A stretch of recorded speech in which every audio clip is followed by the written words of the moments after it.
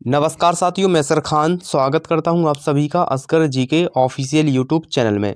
साथियों, आज है 23 जनवरी। ठीक है, आज है 23 जनवरी और 23 जनवरी के जितने भी महत्वपूर्ण प्रश्न हैं आज हम इस वीडियो में कवर करने वाले हैं। साथियों, सेशन आज का स्टार्ट करने से पहले अगर आपने हमारे यूट्यूब चैनल को सब्सक्राइब नहीं किया है तो सब्सक्राइब कर लीजिए और आपने बेल आइकन को प्रेस नहीं किया है तो बेल आइकन को प्रेस कर लीजिएगा ताकि कोई भी महत्वपूर्ण प्रश्न वीडियो आपसे मिस ना हो पाए। ठीक है, चलिए आज का हमारा रिवीजन क्वेश्चन क्या है, ध्यान दीजिएगा। तो हाल ही में किस आयोग के तहत प्रधानमंत्री द्वारा लिखी गई प्रधानमंत्री पर आधारित पुस्तक को 2 दिवसीय पुस्तक मेला शुरू किया गया?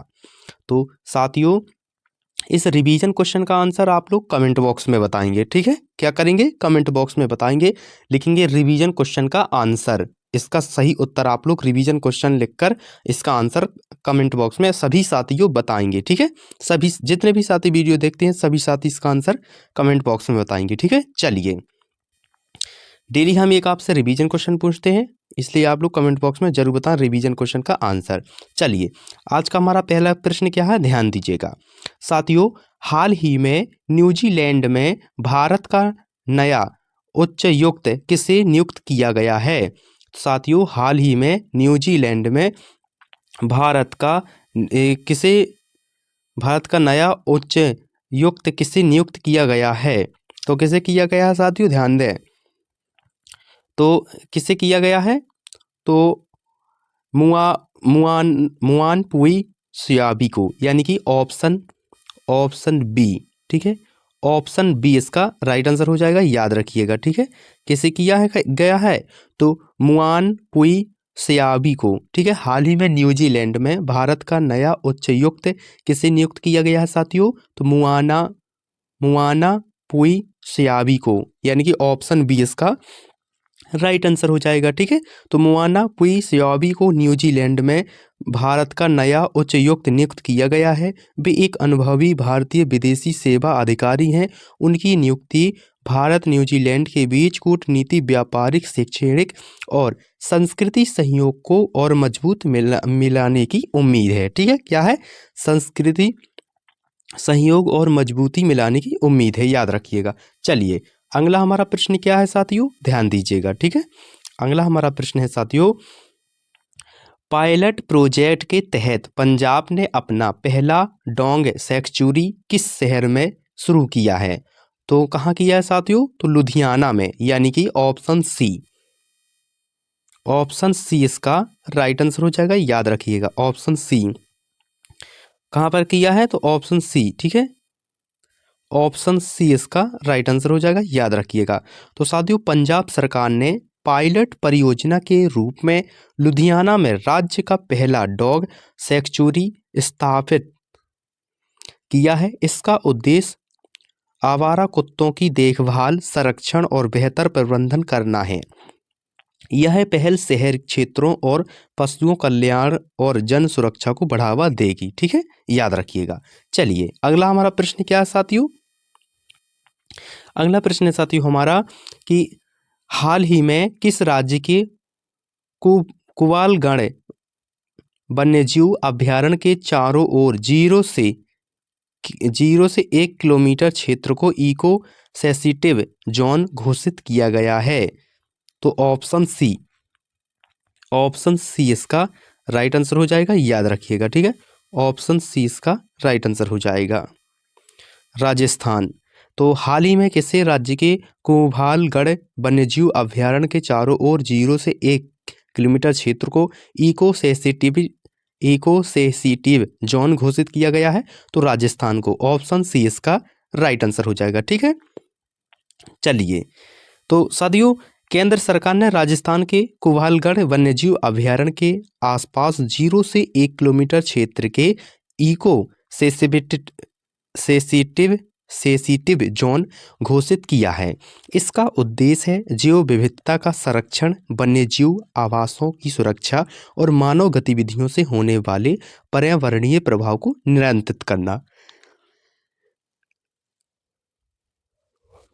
ठीक है, याद रखिएगा क्या करना, वन्यजीव आवासों की सुरक्षा और मानव गतिविधियों से होने वाले पर्यावरणीय प्रभावों को नियंत्रित करना। ठीक है, याद रखिएगा। चलिए अगला हमारा प्रश्न क्या है, ध्यान दीजिएगा। हाल ही में उत्तर प्रदेश के राज्यपाल के आधिकारिक आवास का नाम क्या रखा गया? तो साथियों हाल ही में उत्तर प्रदेश में राज्यपाल के आधिकारिक आवास का नाम क्या रखा गया साथियों? तो जन भवन, याद रखिएगा। ठीक है, ऑप्शन बी इसका राइट आंसर हो जाएगा। ठीक है, जन भवन, क्या नाम रखा गया है? जन भवन। तो जन भवन रखा गया है। ठीक है, याद रखिएगा। तो उत्तर प्रदेश सरकार ने राज्यपाल के आधिकारिक आवास का नाम बदलकर जन भवन कर दिया है, जिसे पहले राजभवन कहा जाता था। इस बदलाव का उद्देश्य सरकारी संस्थानों को जनता से जोड़ना और प्रशासन में पारदर्शिता एवं जन केंद्रित सोच को प्रोत्साहित करना है। ठीक है, याद रखिएगा। चलिए अगला हमारा प्रश्न क्या है, ध्यान दीजिएगा। अगला प्रश्न है साथियों हमारा, हाल ही में सेंट्रल डेपुटेशन पर सीआरपीएफ में डीआईजी के रूप में किसे अधिकारी की नियुक्ति की गई है? ठीक है, तो किसे की गई है साथियों? याद रखिएगा। ऑप्शन बी रविशंकर छबील की। ऑप्शन बी इसका राइट आंसर हो जाएगा। ठीक है, ऑप्शन बी इसका राइट आंसर हो जाएगा, याद रखिएगा। रविशंकर छबील की। तो हाल ही में सेंट्रल डेपुटेशन पर सीआरपीएफ में डीआईजी के रूप में यानी कि डायरेक्ट इंस्पेक्टर जनरल के रूप में किसे अधिकारी की नियुक्ति की गई है? तो रविशंकर छबील की। ऑप्शन बी इसका राइट आंसर हो जाएगा। ठीक है, तो रविशंकर छबील को सेंट्रल डेपुटेशन पर केंद्रीय रिजर्व पुलिस बल यानी सीआरपीएफ में डीआईजी नियुक्त किया गया है। वे एक अनुभवी अधिकारी हैं। उनकी नियुक्ति से सीआरपीएफ की प्रशासनिक क्षमता, हस्तांतरित सुरक्षा प्रबंधन और संचालनात्मक दक्षता को और भी मजबूत मिलने की उम्मीद है। ठीक है, याद रखिएगा। चलिए अगला हमारा प्रश्न क्या है, ध्यान दीजिएगा। अगला प्रश्न साथियों, हाल ही में तमिलनाडु सरकार द्वारा घोषित नई राष्ट्रीय साहित्यिक पुरस्कार योजना का नाम क्या है? तो साथियों ऑप्शन बी इसका राइट आंसर हो जाएगा। ठीक है, ऑप्शन बी इसका राइट आंसर हो जाएगा, याद रखिएगा। समोजित इलेकिया वृद्धु, समोजित इलेकिया वृद्धु, यह तमिलनाडु सरकार द्वारा एक नई राष्ट्रीय पुरस्कार योजना घोषित की गई है, याद रखिएगा। तमिलनाडु सरकार ने साहित्य को बढ़ावा देने के लिए उद्देश्य से समोजित इलेकिया वृद्धु नामक नई राष्ट्रीय साहित्यिक पुरस्कार योजना की घोषणा की है। यह पुरस्कार तमिल भाषा और साहित्य के क्षेत्र में उत्कृष्ट योगदान देने वाले लेखकों को सम्मानित करने के लिए शुरू किया गया है। ठीक है, याद रखिएगा। चलिए अगला हमारा प्रश्न क्या है साथियों, ध्यान दीजिएगा। ओप आइलैंड पर उपग्रह प्रक्षेपण सैटेलाइट लॉन्च सुविधा विकसित करने की घोषणा किस राज्य ने की? ओप आइलैंड पर उपग्रह प्रक्षेपण सैटेलाइट लॉन्च सुविधा विकसित करने की घोषणा किस राज्य ने की है साथियों? तो आंध्र प्रदेश ने। ठीक है, याद रखिएगा। ऑप्शन सी इसका राइट आंसर हो जाएगा, याद रखें। ठीक है, ऑप्शन सी इसका राइट आंसर हो जाएगा, आंध्र प्रदेश। ठीक है, तो आंध्र प्रदेश सरकार ने ओप आइलैंड पर सैटेलाइट लॉन्च सुविधा विकसित करने की योजना घोषित की है। इसका उद्देश्य राज्य को अंतरिक्ष प्रौद्योगिकी के क्षेत्र में मजबूत बनाना है, निजी व्यावसायिक अंतरिक्ष गतिविधियों को बढ़ावा देना है। यह पहल भारत के स्पेस सेक्टर की नई गति और नई दिशा का प्रतीक है। ठीक है, याद रखिएगा। चलिए अगला हमारा प्रश्न क्या है साथियों, ध्यान दें। तो हाल ही में दुनिया का सबसे शक्तिशाली हाइड्रोजन ट्रेन इंजन किस देश ने विकसित किया है? तो हाल ही में दुनिया का सबसे शक्तिशाली हाइड्रोजन ट्रेन इंजन किस देश ने विकसित किया साथियों? तो भारत ने किया है। किसने किया है? भारत ने, यानी कि ऑप्शन ए इसका नहीं सॉरी ऑप्शन डी इसका राइट आंसर हो जाएगा, याद रखिएगा। ठीक है, ऑप्शन डी इसका राइट आंसर हो जाएगा, याद रखिएगा, भारत ने। तो साथियों भारत ने स्वदेशी तकनीक से दुनिया का सबसे शक्तिशाली हाइड्रोजन आधारित ट्रेन इंजन विकसित किया है। यह इंजन हरित ऊर्जा को बढ़ावा देने कार्बन उत्सर्जन घटाने और रेलवे को पर्यावरण अनुकूल बनाने की दिशा में एक बड़ी उपलब्धि मानी जा रही है। यह भारत की तकनीकी क्षमता को भी दर्शाता है। ठीक है, याद रखिएगा, ऑप्शन डी इसका राइट आंसर हो जाएगा। चलिए अगला हमारा प्रश्न क्या है साथियों। साथियों अगर आज का सेशन अच्छा लगा हो तो वीडियो को लाइक कर दीजिएगा, चैनल को सब्सक्राइब जरूर कर दें और बेल आइकन को प्रेस कर दीजिएगा। ठीक है, याद रखिएगा। चलिए, तो हाल ही में अमेरिका ने किन भारतीय प्रतिष्ठानों पर लगाए गए प्रतिबंध हटाने की घोषणा की है। तो साथियों हाल ही में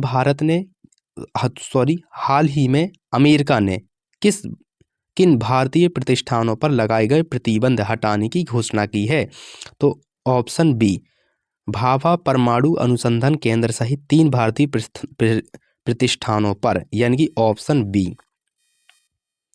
ऑप्शन बी इसका राइट आंसर हो जाएगा। याद रखिएगा सभी साथी। ठीक है, ऑप्शन बी। तो भाभा परमाणु अनुसंधान केंद्र सहित 3 भारतीय प्रतिष्ठानों पर लगाए गए प्रतिबंध हटाने की घोषणा की है। ठीक है, अमेरिका ने हाल ही में भाभा परमाणु अनुसंधान केंद्र यानी BARC सहित 3 भारतीय प्रतिष्ठानों पर लगाए गए प्रतिबंध हटा लिए हैं। इस कदम से भारत अमेरिका के बीच वैज्ञानिक, तकनीक और रणनीतिक सहयोग को नई मजबूती